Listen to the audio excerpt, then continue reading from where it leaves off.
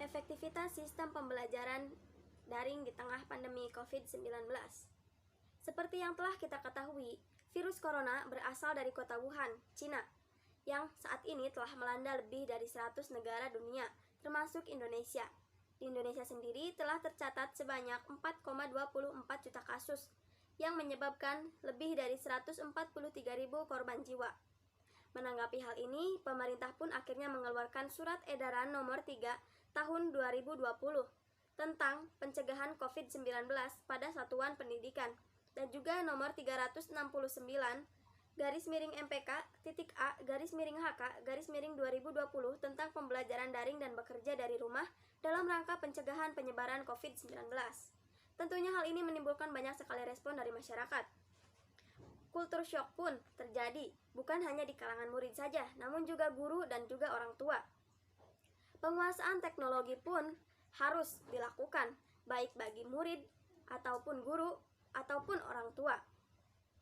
Bagaimana jadinya kita melakukan pembelajaran daring tanpa mengetahui perkembangan teknologi? Meskipun banyak sekali gangguan-gangguan yang berasal dari dalam maupun dari luar rumah ketika kita sedang belajar. Misalnya ketika kita dipanggil oleh orang tua ataupun diganggu oleh adik ataupun saudara keluarga yang lainnya. Rasa pusing dan pegal pun tak dapat dihindari ketika kita sedang melakukan pembelajaran daring. Dapat dibayangkan, duduk berjam-jam menatap layar. Tentunya sangat memungkinkan kita untuk merasakan pegal dan pusing.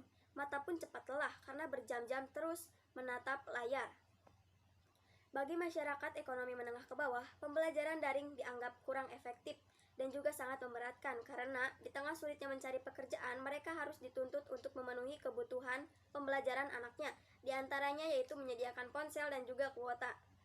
Nah, tak dapat dipungkiri, angka putus sekolah pun naik 1%, yaitu sekitar 1.243 dari 122.235 anak usia 7-18 tahun, yang 74% alasannya yaitu alasan ekonomi. Setelah kasus positif mereda, pemerintah pun akhirnya membuka kembali pembelajaran tatap muka bagi daerah yang berzona hijau.